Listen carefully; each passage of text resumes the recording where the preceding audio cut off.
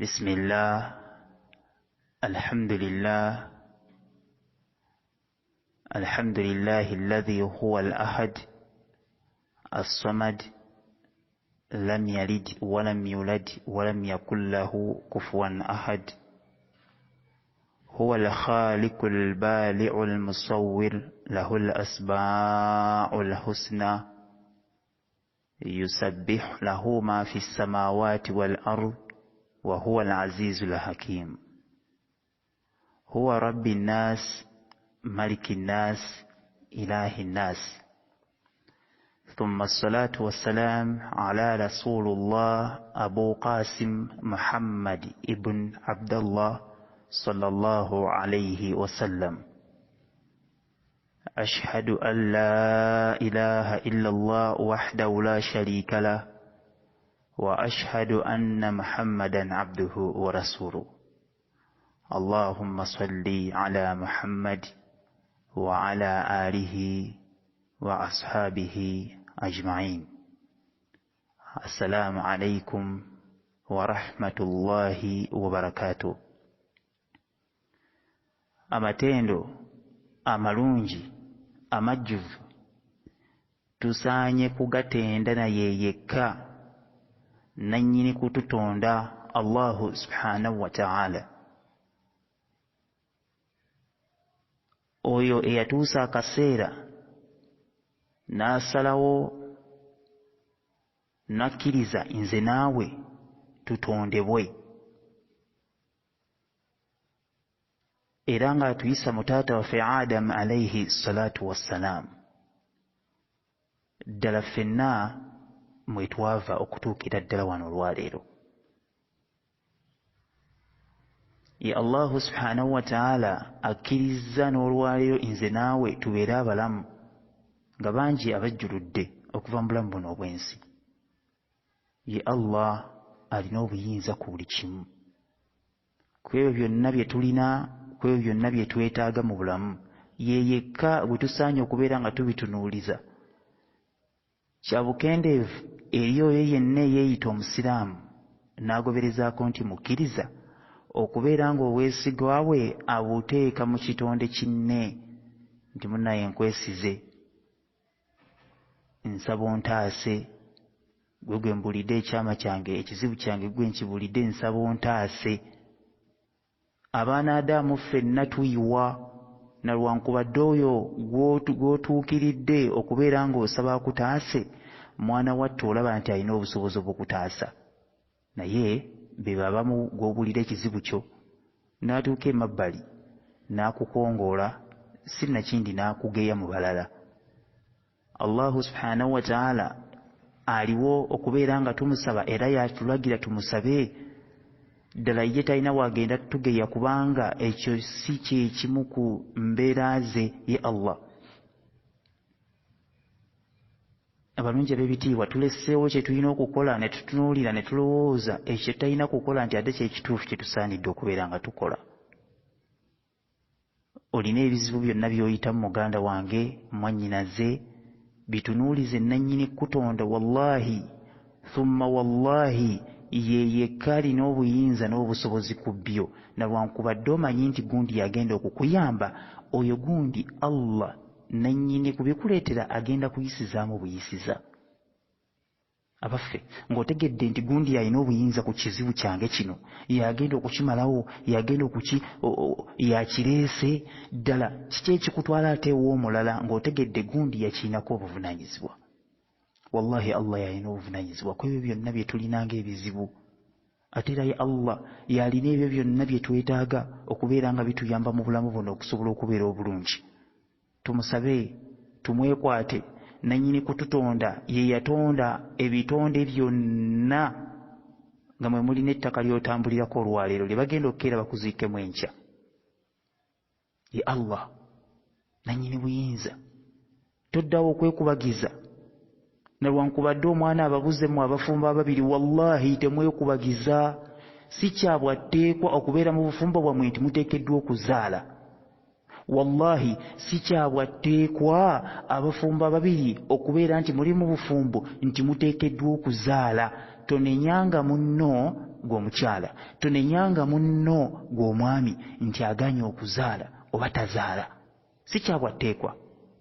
Ekyobwetteekwa kyammwe mumaze okukituukiriza, mufumbiriganiddwa. Ekisigadde mukirekere Allahu subhanahu wa ta'ala. Bannabbi ba Allah bangi betwalabako nga wallahi bonna okuzaala kwali kwa nkalubu.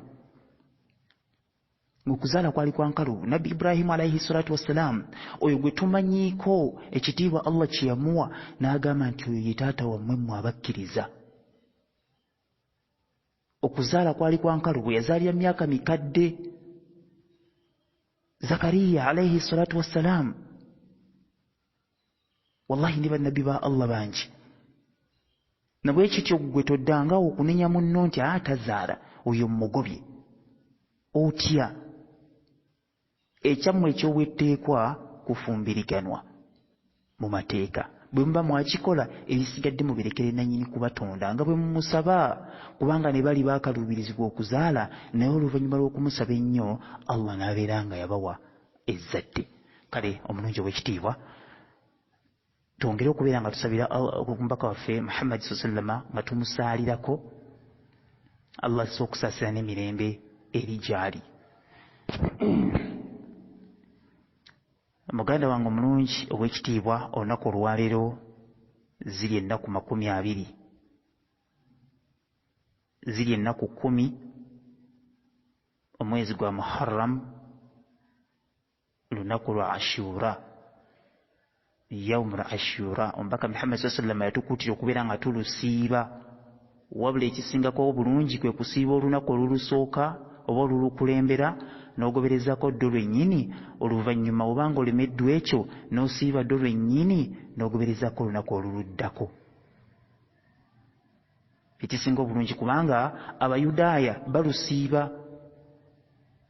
Ng'olunaku luno Allahu subhanahu wa ta'ala kwe yataasiza Nabbi Musa alayhi salatu wassalamu ng'amujja ku musajja musibira mu bbwa, era lwe lunaku lwennyini Allah lwe yajjululiramu omusajja oyo Firawuna.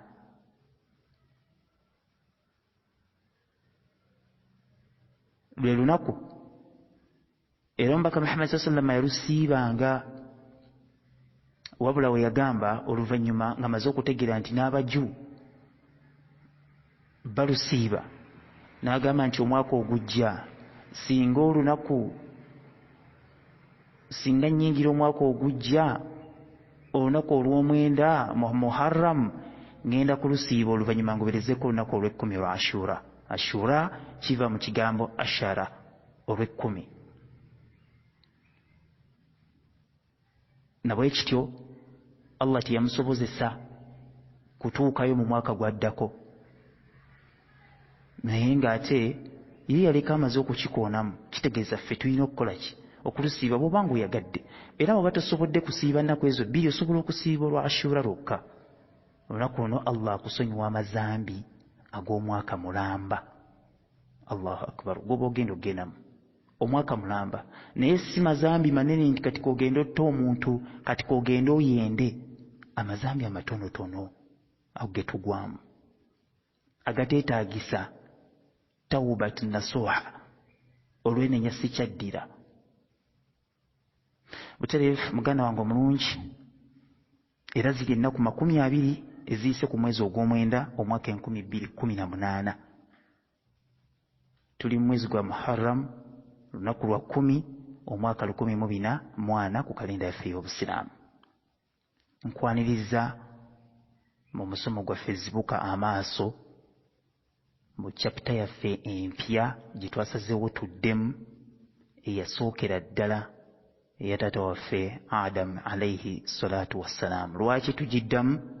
Okusobola okwongeramu ebyo bye tutaaleeta, n'ensonga ey'okubiri okubeera nti bangi bongera okukakasa byonna okusinziira bwe tuyise mu episodi zaffe zonna ze tukubya amabega, byonna bibeere nga bikakasibwa mu chapita eno eya olubereberye gye tugenda okubeera nga tutambula nayo insha Allahu ta'ala.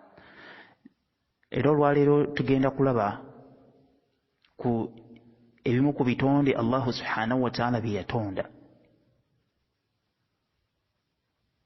nga bwe tugenda okubeera nga tutambula mpolampola mu chapter yaffe eno biidhin tabaraka wataala. Butereevu ate wano omulungi ow'ekitiibwa wensinzira okubeera nga nkwaniriza mu chapter yaffe eno etandise episode esookedde ddala biidhin tabaraka wataala. Katukole bwe tutya ate tusobole okubeera nga tugenda mu musomo gwaffe ogw'olunaku olwaleero. Oli wakati mu Zibuka Amaaso lecture.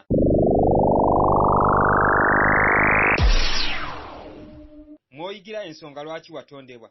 Lwaki oli muntu nga nalwankubadde Allah yatonda ebitonde bingi. Lwaki oli ku nsi era luddawa gy'olaga oluvannyuma lw'ensi eno. Naki ky'oteekeddwa okukola mu bulamu bw'ensi eno. Gwe wenna eyeetaaga okumanya w'osanga emisomo gyaffe omuli ebyafaayo bya bannabbi, counselings, love tips ne developmental issues. Okuviira ddala gye twatandikira wamu naawe alina ekibuuzo ekikubobbya omutwe nga kikwata ku butuufu bw'Obusiraamu kuba y'eddiini entuufu okuva eri Katonda.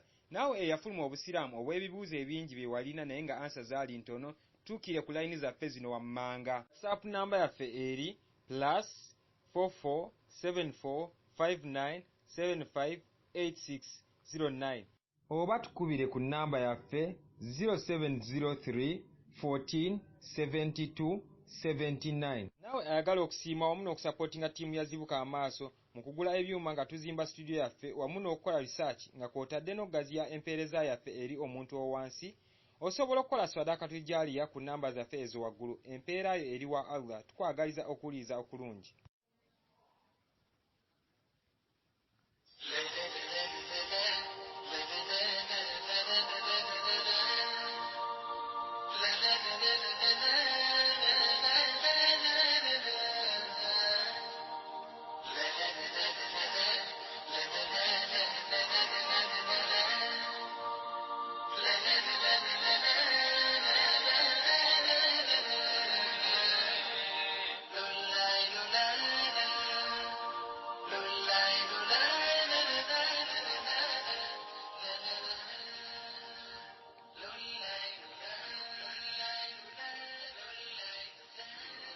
Butereevu omulungi ow'ekitiibwa mwannyinaze nawe muganda wange wenna atugoberera mu chapter yaffe eno empya gye tutandise olunaku olwaleero. Nga bwe tugambye tugenda kulaba ku taata waffe Adamu alayhi salatu wassalaamu. Entandikwa ye Allah wajja atandike taata waffe Adamu alayhi salatu wassalaamu kiki ekyaliwo already Allah kye yali amaze okubeera ng'atonda. Era lwaki Allah yasalawo atonde taata waffe Adamu alayhi salatu wassalaamu. Nkakasa nga ffenna bwe tukimanyi obulungi nti waaliwo ebyaliwo olubereberye nga ffe abantu tetunnaba kulowoozebwako kubeerawo kwaffe. Bingi nnyo Allah bye yali amaze okubeera ng'atonda. Bingi Allah bye yali amaze okuba ng'ateekateeka ku nsi kuno, era emyaka gyali mingi nnyo egyali giyiseewo oluvannyuma lwa Allah okubeera ng'atonze ebitonde bingi. Tetujja kugamba nti Allah ye yabeerawo okuva ddi, kubanga ekyo omukkiriza tekikkakatako kubeera ng'okirowooza, kirekera ye nannyini kutonda Allahu subhanahu wa ta'ala. Ekyo kiri mu kumanya kwe. Bingi nnyo Allah bye yakweka effe bye tutamanyi, wabula n'atumanyisaako ebyo byokka bye yayagala tumanye. Era ebyo bye yayagala tumanye bye tulina okumanya, na weewawo nti bangi twewala okubeera nga tubitegeera. Kakati nga nkuzizaako katono nnyo emabega, katusoke tuddeyo emyaka 2000 n'okusoba nga Allah tannaba kubeera ng'atonda taata waffe Adamu alayhi salatu wassalaamu. Allah yatonda ensi eno, bw'amala okugitonda emyaka 2000 n'okusoba emabega. Allah yatonda ensi eno, oluvannyuma lw'okugitonda n'ateekamu ebintu eby'enjawulo. Omwali ebitonde n'agitonaatona, n'ateekamu ensozi, emiti, emiddo n'ebika eby'enjawulo eby'ebintu byonna. Oluvannyuma Allah ng'amaze okubeera ng'abitonda, yajjanga ateekateeka ensi eno ng'agiteekamu ebitonde eby'enjawulo. Wabula era nga yankuzizaayo katono nnyo emabega, nga Allah tannaba kubeera ng'atonda ensi eno, yalina ebitonde ebirala bye byalinawo era nga baali bamalayika bye yali akulembezza okutonda ku bitonde ye Allah bye yatumanyisaako. Bamalayika bano babeerawo mu buweereza bwe ng'abalagira okukola kyonna kye baba bakoze nga bakikola era nga bamusinza mu butuufu bw'okumusinza. Bamalayika bano tebasobya kubanga ekyo kya mu butonde bwabwe, kya mu buwumbwa bwabwe eky'obutasobya. Allah nga amaze okutonda bamalayika oluvannyuma yatonda ensi eno nga bwe nkunnyonnyodde waggulu n'agiteekako byonna bye yagiteekako, najja nga agiteekamu ebyenjawulo bye bye yayagala bibeerewo. Era mu ebyo ebyenjawulo bye yateekamu oluvannyuma najja ateekamu ba khalifa oba bwewandiise abasigire. Ekigambo busigire kiyinza okuba kiwulikika bulala oba nga tekijjaayo makulu ga nsonga gye twogerako. Amakulu n'ateekamu abakulembera ebyo ebitonde byonna by'ataddemu. Mu bitonde byonna mwalimu ebisolo, mwalimu ebiwuka, ebinyonyi, emiti, ebimera byonna ebyenjawulo. Kati Allah n'ateekamu ate abasigire. Nkugambye tuzzeeyo emyaka 2,000 n'okusoba emabega nga Allahu subhanahu wa ta'ala tannaba kubeera ng'atonda taata waffe Adamu alayhi salatu wassalaamu. Kakati oluvannyuma Allah ng'amaze okubeera ng'ateekamu ebitonde ebyo byonna, yaleeta ebitonde bino ebisigire oba byataddemu ng'ebikulembera binna waabyo. Ng'olwaleero gwe woolaba nti olina authority okugamba nti enkoko mugiggyeyo mu kiyumba mugisale, nga naye kiri kyolagira bajjeyo basale kitonde kinno, naye Allah yakuwa obuyinza ku kyo osobola okukisala. Mwana wattu n'olagira nti ente mugisale, naye ng'okimanyi bulungi nti ente eyo nga yagguddewo olutalo naawe tekuleka ng'oli mulamu, naye gwe kennyini n'okwata ejjambiya n'ogisala. Lwaki? Allah yakuwa obuyinza ku kyo. Kakati ne bali abalala be yali ataddeko yali abawadde obuyinza ku ebyo ebitonde ebyaliwo. Ndowooza kye kigenda okugyayo amakulu ga kigambo khalifa. Kakasa nti tekibeera musigire ng'abamu batera okuvvuunula ekigambo ekyo. Omusigire ye muntu gwe balekedde ekintu nga kirinako obuyinza bwonna, naye ate ffe ku nsi kuno kuliko be talinaako buyinza nga bantu bannaffe. Tetubalinaako buyinza, Allah yabalinako obuyinza. Kakati Allah ng'amala okuteekako ebitonde bino gaali majinni. Ebitonde bino amajinni Allah mu kugatonda yagatonda ng'agajja mu muliro, nga bwe yatonda bamalayika ng'abajja mu kitangaala. Era kigambibwa nti Allahu subhanahu wa ta'ala yatonda bamalayika ku lunaku lwali lwakusatu. Kakati olunaku olwokuna n'atonda amajinni ng'agajja mu muliro.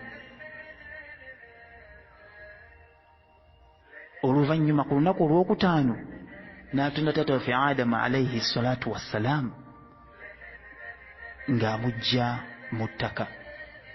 Muganda wange omulungi ow'ekitiibwa, njagala omanye bulungi nti olunaku eri ewa Allahu subhanahu wa ta'ala dulimu emyaka 100 gino egy'ensi, olunaku lumu.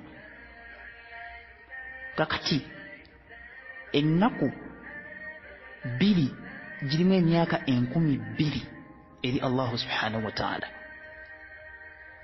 Ife wano olaba nti olunaku luzibye n'olwa ne luziba n'oweza omwaka n'otuuka myaka 10, emyaka 2 ne gituuka emyaka 100. Olwo lunaku olumu mu maaso ga Allahu subhanahu wa ta'ala. Kitegeeza mu nzivuunula ennyangu oluvannyuma lw'okutwalibwa kwa Nabbi Isa alayhi salatu wassalaam, abalala bagambira nti baamutta, balyoke batandika okubala gino emyaka gye tuliko olwaliro egya Grigore, ku kalenda ya Grigore. Mwana wattu, kati kitegeeza nti oluvannyuma lw'okutwalibwa kwe wakayitawo ennaku 2 ezeeri ewa Allahu subhanahu wa ta'ala. Ennaku 2 fe tubala myaka 20,000 n'obugwamu. Kakati tugambye nti Allahu jalla waala atonda bamalayika ku lunaku olwokusatu ng'abajja mu kitangaala, n'atonda amajinni ku lunaku olwokuna ng'agajja mu muliro, n'atonda omuntu ku lunaku olwokutaano taata waffe Adamu alayhi salatu wassalaamu ng'amujja mu ttaka. Ennaku zino tukitwala nti zaali ziriraaniganye. Ekyo Allah yasinga okumanya ku kyo. Oluvannyuma nga Allahu subhanahu wa ta'ala ng'amaze okuteeka bakhalifa oba abasigira abo mu nsi be tulabye abaasookera ddala. Allah be yatumanyisaako abaasooka, tetumanyi balala baaliwo, naye Allah yatumanyisaako abo gaali majinni. Amajinni gano galimu ebika, mulimu ge bayita himmi. Waliwo okusinziira ku Ibn Kathir agamba nti mu bitonde bino mulimu ebyo bye bayita himmi, ne wabeerawo ne bye bayita binni ne jinni. Jinni abasinga obungi ge tumanyi amajinni, naye ng'ebirina bitonde Allah yabitonda nga biri mu ssalimu. Kakati okusinziira ku Ibn Kathir agamba nti Allah subhanahu wa ta'ala ng'amaze okuteeka amajinni gano ku nsi, gatandika okuyiwa omusaayi gwagana waago, obulyake ne bujjula mu ggo, obulimba okulimbisa amateeka ga Allah ne gajjula mu ggo. Bw'atyo Allah kwe kusalawo n'abeera nga agajjawo. Okusinziira mu kitabo kye kye bayita Abidaya wa Nihaya, yannyonnyola ku bitonde bino hinni ne binni nti byagobebwa amajinni nga ge gabigoba oba gabisindiikiriza n'okubikijjanya. Nawe kityo oluvannyuma nga Allahu subhanahu wa ta'ala atadde abasigire bano ku nsi, nsaba tugende mpolampola tugattegatte ebigambo bino, oba awo tujja kutegeera sitoli eno nga bweyimiridde yonna. Nsoose kuwaako sayidi emu ku sitoli efaanaganako bweti, naye ng'ate era waliwo ne sayidi ey'okubiri nga bwe tugenda okubeera nga tulaba mu misomo gyaffe gigenda okuba nga gitambula mpola mpola insha Allahu ta'ala. Kakati mu majinni gano gawangaala ku nsi okumala ebbanga, kubanga go Allah yagawa obuwangaazi buneneko okusinga obw'abantu, naye era nga nago gafa. Mwana wattu amajinni galya, ganywa, geebaka, gazaala. Era amajinni ng'ekyatonza Allah amajinni gano kwe kubeera nti agendereramu gabeere nga gamusinza mu bwomu bwe nga ye Allahu subhanahu wa ta'ala nannyini buyinza. Wabula amajinni bwe gajja ku nsi, Allah bw'agaleeta ku nsi gatandika okwala, okuzaala ne gaala, ne gawukanamu ebika ebyo eby'enjawulo, okutuusa Allahu subhanahu wa ta'ala bwe yalaba nga kisusse n'atandika okubeera nga agaweereza bannabbi be okuva mu ggo gennyini, nga bwe yakikola mu bannabbi okuva mu bantu. Mwana wattu n'ekiseera ekyo eky'amajinni we gabeererawo, Allah yaweerezanga bannabbi be ng'ajja mu majinni gennyini. Wabula akaseera amajinni gano ge kaamalawo, agasinga obungi gajeemeranga bannabbi abo. Era mu majinni gano mwe mwali ejjinni lye baali bayita Ibirisi. Abasinga obungi baali bamuyita malayika. Tulabye malayika wa njawulo ku jjinni, era ejjinni lya njawulo ku muntu okusinziira ku buwumbwa. Newankubadde nti ffenna tulina kye tufaanaganya nga kyakusinza Allahu subhanahu wa ta'ala. Kakati mu kaseera kano nga bwe tulabye nti amajini gali majeemu, Allah n'atandika okubeera ng'agaweereza bannabbi be okuva mu go gennyini. Obubaka bwatandika okukka ku bannabbi abo, naye amajini ne galimbisa, ne gayitawo ne mu kukaafuwala. Nga lwaki? Kubanga mu go Allahu subhanahu wa ta'ala bwe yali agatonda mu mitima gyago gayinamu obunywevu n'amawaggali olw'obuwumbwa bwago bw'obutonde bwago, kubanga go gaggyibwa mu muliro ogwo gutaliiko mukka. Abazungu bagiyita flame, burning flame oba smokeless fire, ogwo omuliro ogutalina mukka. Allah bwe yatonda bwe yajja amajini. Kakati obuwumbo bw'amajini gano galeetebwa okubeera nti mu mitima gyago gajja gawalira agasinga obungi olw'okwekuza, olw'okulaba nti okusinziira ku buwumbwa bwago go ne geekuza ne gagaana ne gajeemera ddala newankubadde gaali gakimanyi ekyagatonza okubeera ku nsi. Bw'atyo Allahu subhanahu wa ta'ala bwe yatandika okubeera ng'aweereza bannabbi be mu go. Kakati wano we tuleetera ekibuuzo ekyebuuza nti Ibiriisi ono gwe twogeddeko waggulu awo akatono yaava ludda wa? Era Ibiriisi yali afaanana atya? Mu kaseera kano Ibiriisi yali ludda wa? Amajini we gaali gajeemedde nnyo Allahu subhanahu wa ta'ala. Bw'atyo Allahu jalla wa ala bw'amala okutonda amajini gonna n'agassa ku nsi, yagawa obuyinza n'obuvunaanyizibwa obw'ebitonde ebirala. Nga wayise ekiseera amajini gano gatandika okusobya, ne gatandika okuva ku mateeka ago Allahu subhanahu wa ta'ala kwe yagateekera gabeere nga gatambulira. Gatandika okuttiŋŋana, gatandika okweryazaamaanya. Bw'atyo Allahu subhanahu wa ta'ala yabeerezaamu ng'asindika ababaka be eri gye gali. Era Allahu azza wa jalla buli we yaweerezanga ababaka be eri mu majini gano, amajini gano gattanga ababaka abo. Nga bwe mulengera Abayisirayiri newankubadde nti bannaffe ab'enzikiriza ezimu babakkiririzaamu okubeera nti be bafawunda b'enzikiriza zaabwe, Abayisirayiri abo bantu bazibu nnyo era baliko ekikolimo kya Allahu subhanahu wa ta'ala ekitagenda bavaako okutuusiza ddala nga bayingidde mu muliro, okuggyako abatono abalibeera bakkiriza mu bo. Batta bannabbi ba Allah, omwali nabbi Zakariya alayhi salam, omwali nabbi Yahya alayhi salam, nga babalimbisa.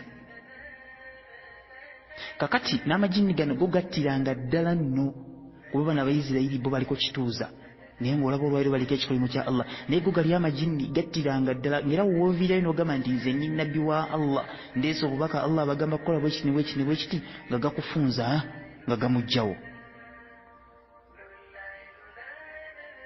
Bino byonna amajini gaabikolanga olw'amawaggali ago ge galina ku mitima gyago.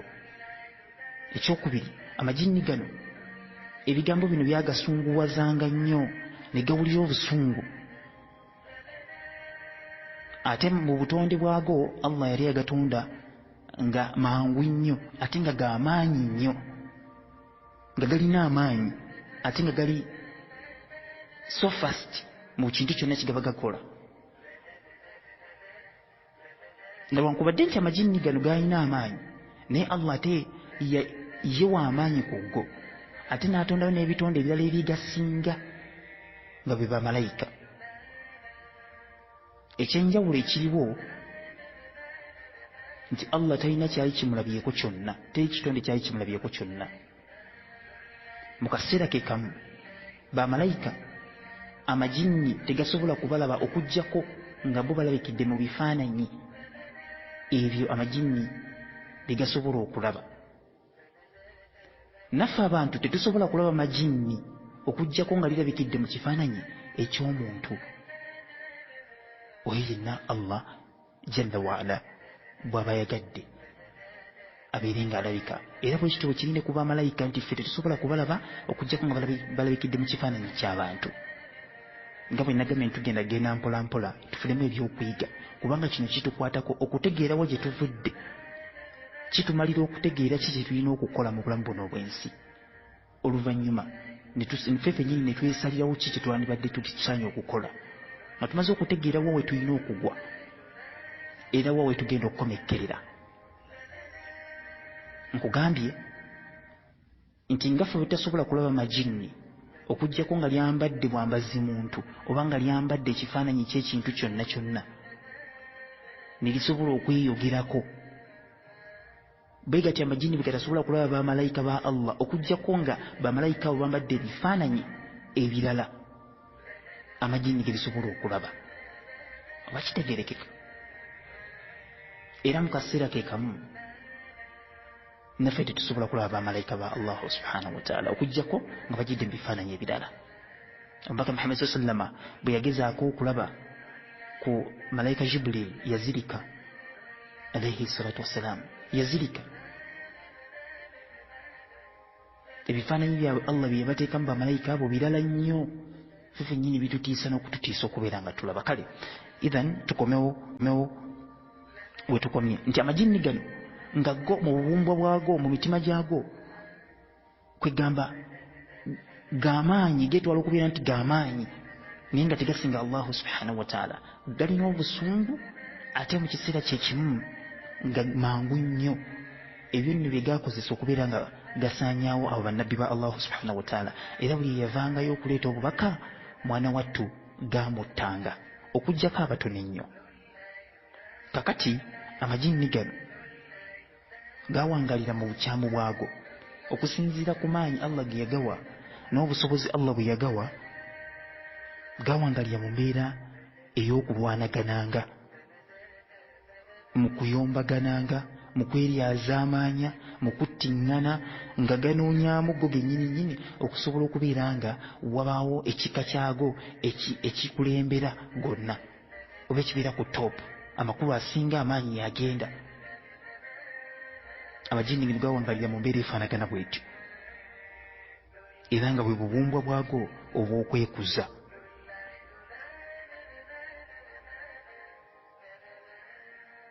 Namwe kityo nga bwe tulabe nti amajinni gawangalira mu mbeera ey'okwekyalenjinganga ku mulembe guno gwennyini, Allah ku nsi kuno yali alinako ejjinni eryali limutegeera n'amatono tunaaga galigezaako mutegeera, wabula waaliwo limu jjukira bannabbi bonna babasindikanga nga bali gali gabatta, naye waliwo eyategeera ku bubaka obwo nti Allah gyali tulina omusinza ne bwe tuti.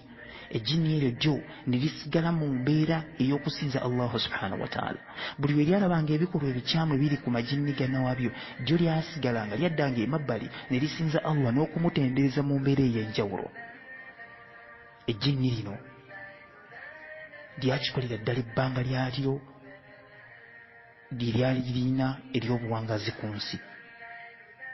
Era bw'atyo nga Allah subhanahu wa ta'ala bw'annyonnyola mu surati Jinni ng'agamba nti mu ggo mulimu gasaluhun oba agamakkiriza,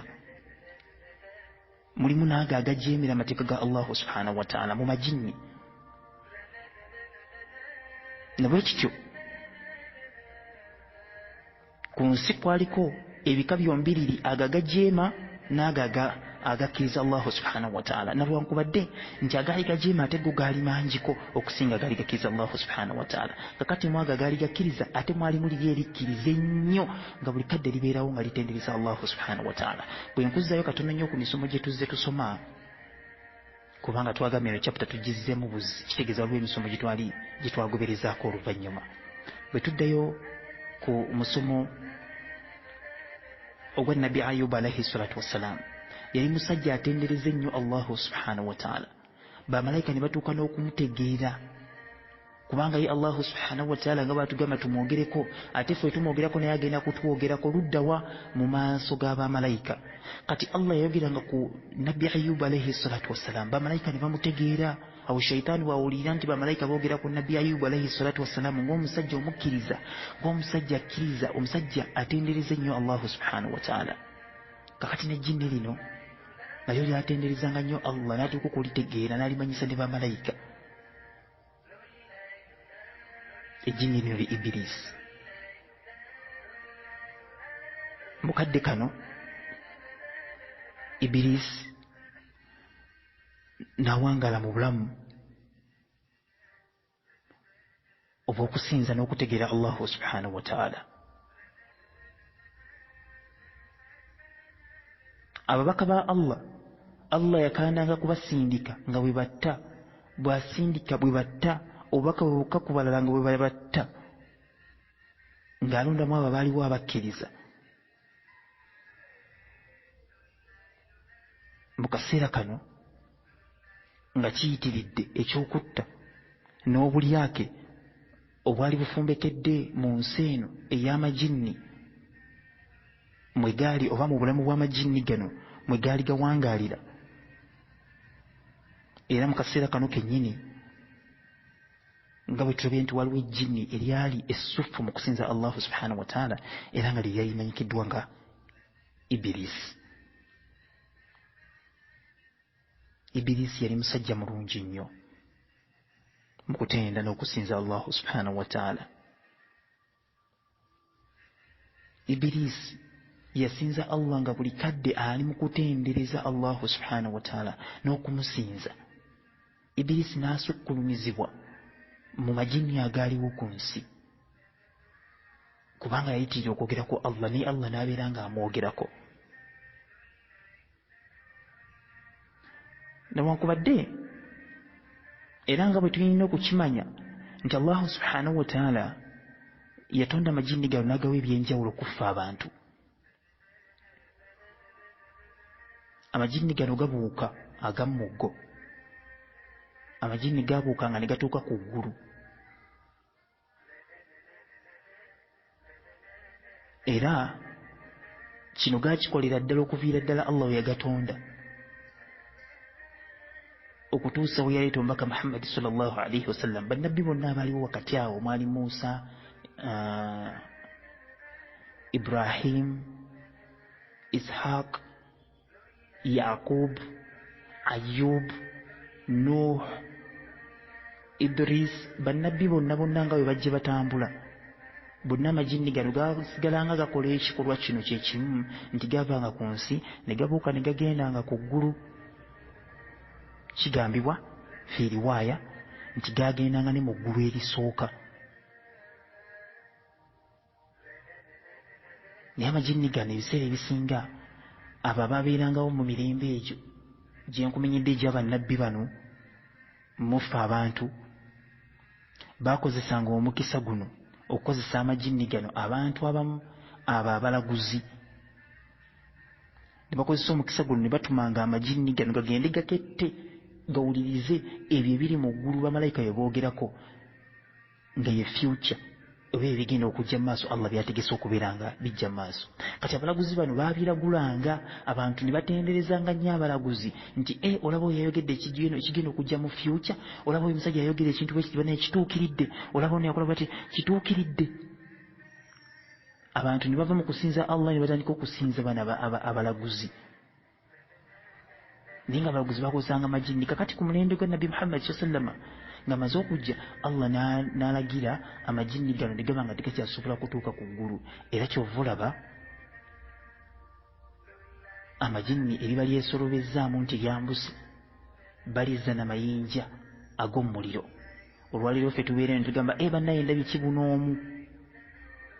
Olwo olumami olwolaba olw'omuliro olwo bamalayika baba lukasuukiridde jinni eribadde liringiriza okwambuka ku ggulu okuwuliriza. Buli kimu kyonna ekiri ku nsi kuno kirina ensonga, ekikulu kya byonna kuzibuka maaso ku kyo na kukitegeera.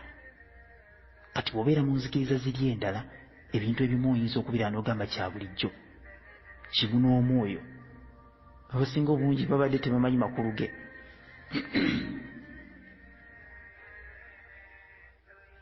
Liba jjinja erijjiddwa mu muliro nga bamalayika bali kasuukirira sheitaani ezigenze ku ggulu okubeera nga ziketta okuwulira bamalayika boogera biki, kubanga zo ziwuliriza zisobola okubeera nga zireetera abalaguzi nga bwe nkugambye mu biseera ebyo abalaguzi we baaliwo mirembe giri gyonna egy'abannabbi bali abaakulembera. Ekintu ekyo bwe kityo bwe kyali okutuusiza ddala omubaka Muhammad sallallahu alaihi wasallam we yajja, Allahu subhanahu wa ta'ala n'abiggyawo, kwe kutandika enkola eyo eya kibunoomu ffenna gwe tumanyi obulungi. Naam, tukomewo. Kakati mu kaseera kano nga Allahu subhanahu wa ta'ala bw'annyonnyola mu surati Jinni nti amajinni gano yagawa obuyinza okubeera nga gendako mu ggulu erisooka, amakulu yamala n'aga stopping okubeera nga genda mu ggulu lino erisooka.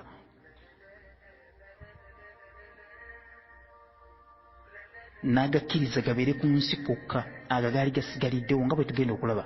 Ngambye esitole eno eyinza okukonfuzingamuuko naye tujja genda mpola mpola biidhinillah osobole okubeerako nekyolondamu insha allahu ta'ala.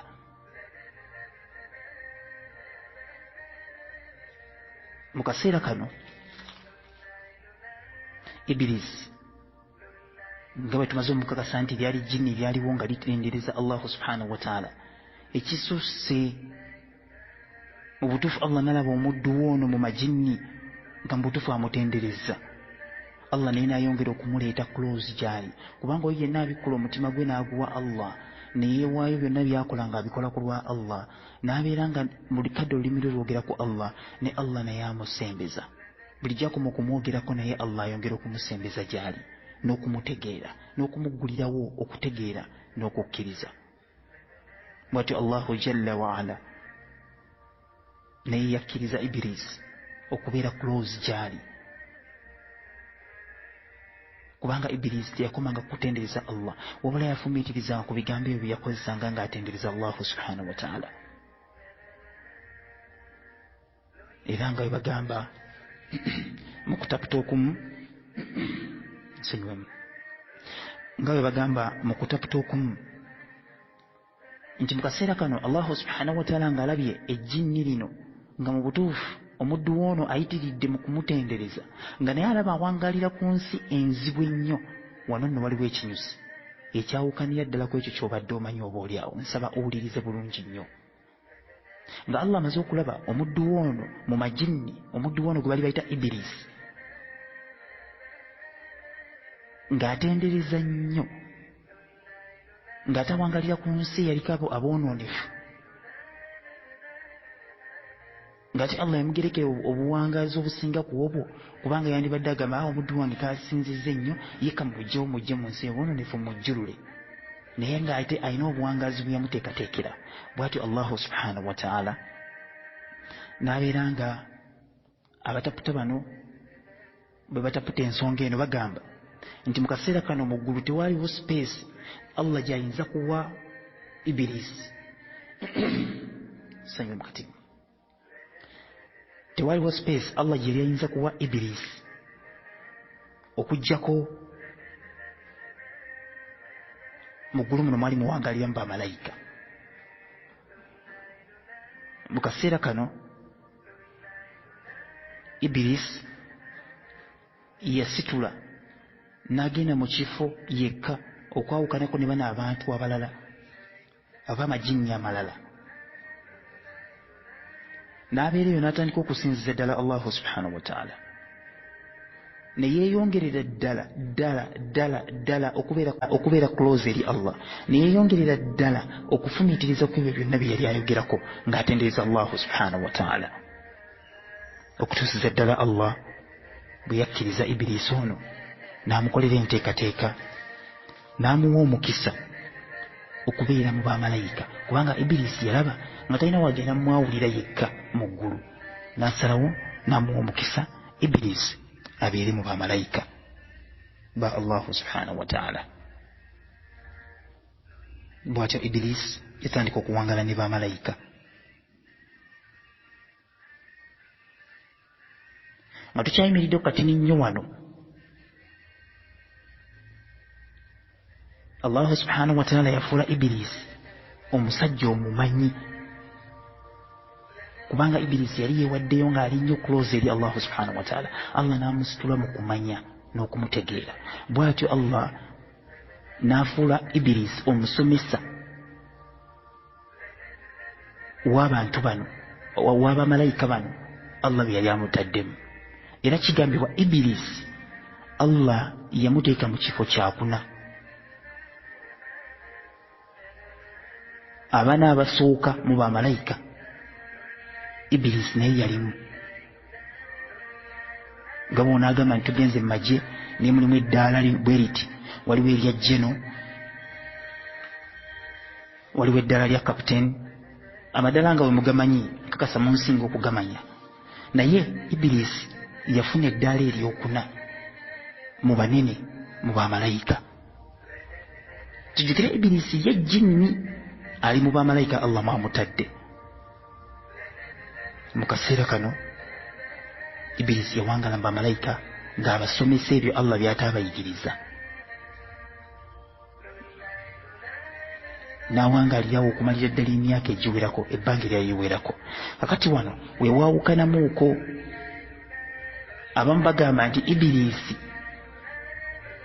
nti ye yajja mu bamalayika nga muto, oluvannyuma lw'olutalo lwe tugenda okubeera nga tulaba olwaliwo wakati w'amajinni ne bamalayika. Era nga ensonga eyo gye twalabako bwe tuba tujjukira bulungi mu chapter eri eyasookera ddala, kati gye tuzzeemu obuzzi olwaleero.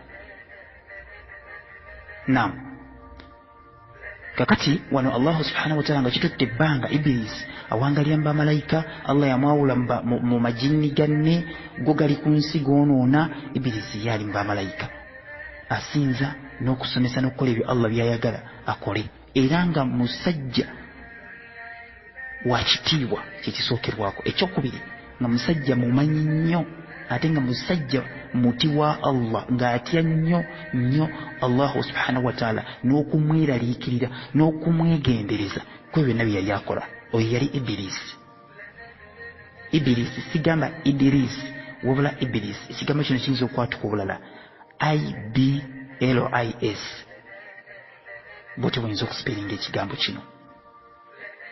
Kakati Iblis n'awangalira mu bulamu obwo. Kakati Allah subhanahu wa ta'ala agenda okulaba nga mu butuufu obwonoonefu bweyongedde. Abasajja bali amajinni gattira ddala bannabbi Allah baasindika gye gali.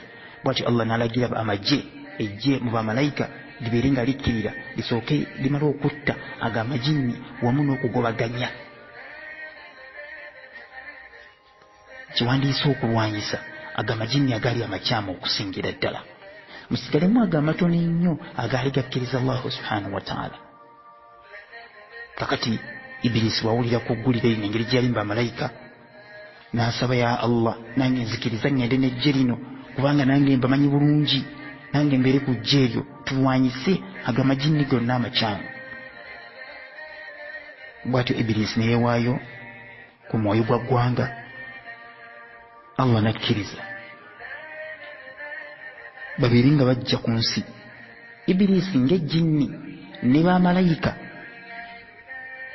Allah bye yali asazeewo babiri nga bajja okugobaganya amajinni gonna agaali gavudde ku mulamwa.